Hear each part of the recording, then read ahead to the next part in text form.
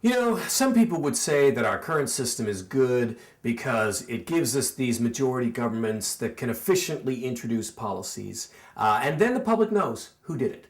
They did it. That's the party. They're the only one. They've got the power. They did whatever happened. Personally, I'm not convinced. I'm not convinced that, policies that don't actually reflect what a majority of people want are terribly good policies.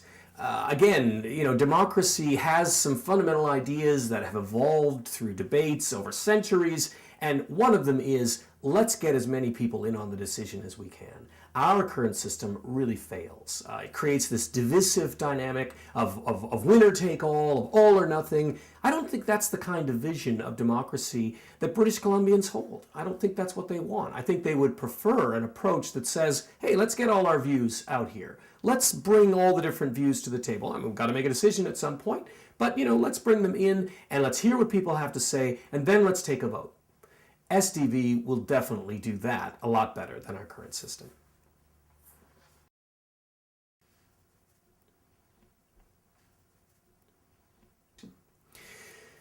Everybody in our political system has goals, things they want to do. On the right, on the left, people who don't identify with any side of the political spectrum, they all want to get stuff done. And I guess one of the questions that people might have about a change in voting system is how will it affect that? Will a change in voting system mean that we won't be able to get anything done? We certainly know our current system can get things done. That's, of course, one of the problems people have with it. It tends to get things done too quickly. It tends to ram things through that maybe a lot of people don't like, but the government's got the votes, so they can do it. Would we see paralysis? Would we see an inability to pass legislation under a different voting system, say STV? I don't think the evidence supports that. If we look at countries that use the single transferable vote for their elections, they get stuff done. Their governments last almost as long as ours do. They've had fewer elections, actually, than we've had, which suggests that things are pretty stable. So I think that if we move to STV, we would still have efficient government. We'd still have government that could get things done. The difference is that government would have to work a little harder to get the support across the political spectrum for the policies that they want to see introduced. Now, I recall, a prime minister of the Netherlands said once that it takes us a little longer to get things done in the Netherlands, but the things we do tend to last because we have more support behind them. By the time we've passed some legislation, we've really built up the political support, not just to pass it, but to see that it works once it's introduced, precisely because it has so much support across the polity.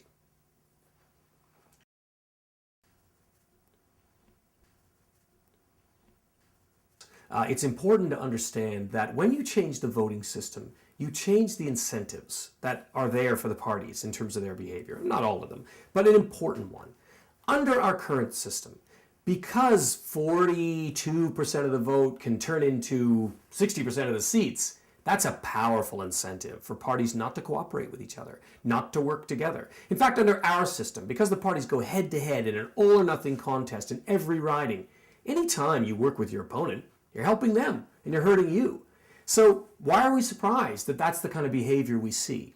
Now, switch over to STV or any form of PR. The incentives are very different. A politician with 42% of the vote in a PR system who calls a snap election is going to get punished by the voters. The voters are going to say, what are you doing? You're not going to get any more support than what you've got. If anything, you're going to get less. So it's not surprising to see coalitions in PR systems like single transferable vote, STV, are much more stable, much more functional, much more able to get things done than coalition governments or minority governments in our system.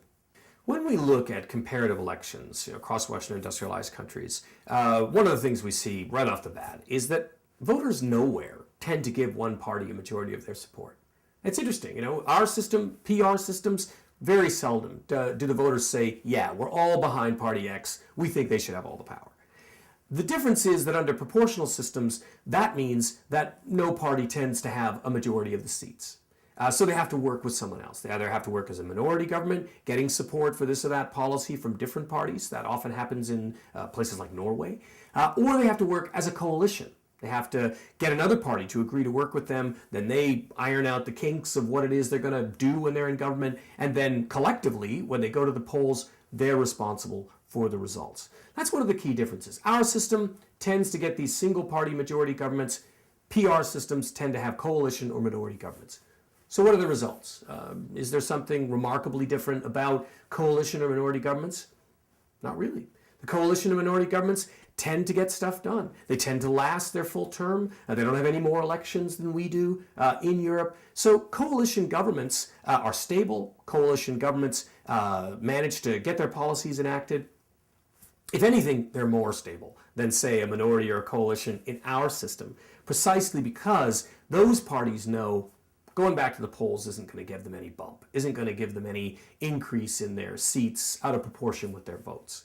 Whereas coalition or minority governments in our system tend to be unstable, precisely because the politicians are always, wanting to pull the one-armed bandit and see if election will turn their minority into a majority of seats.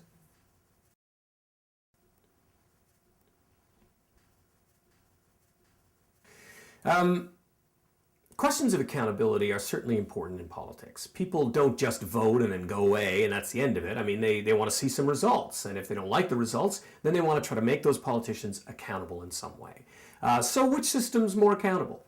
It's interesting, a lot of people think that our existing system, first past the post, that's one of their strengths, is accountability. That you have a local member, they're accountable to you, and the government is elected, and you know that single party government is the one that's in charge, and so you can hold them accountable. I'm not sure the evidence really supports that view. What kind of accountability do you get in a local riding under our existing system? I mean, if you were part of the 40% that voted for that person, maybe you'll feel some accountability if you like what they did. But for the 60% who voted for somebody else, forget it. I mean, that local person, they might help you work your way through a bureaucratic challenge, but they're not going to represent the political issues that you vote on. And that's why people vote. People don't vote for a better ombudsperson. They vote on the policy issues that the parties represent. So what kind of accountability they're getting? I don't think most people aren't getting any accountability on that front. The idea that, our system, our existing system, makes the government more accountable. Well, what does it mean? If you elect a government with 45% of the vote, who are they accountable to? I mean, the majority of people didn't support that government. So it's almost hard to talk about accountability when we talk about our current system, because built right into it is this lack of accountability to the majority of the voters. Now, I think STV would be a much more accountable system on both scores. In terms of the individual representative, well, now most of the major bodies of opinion would be represented in every riding. In a 5-member riding here in British Columbia, New Democrats, Liberals, Greens, they'd all see somebody get elected. Unlike our current situation where tons of people find themselves orphaned depending on where they live.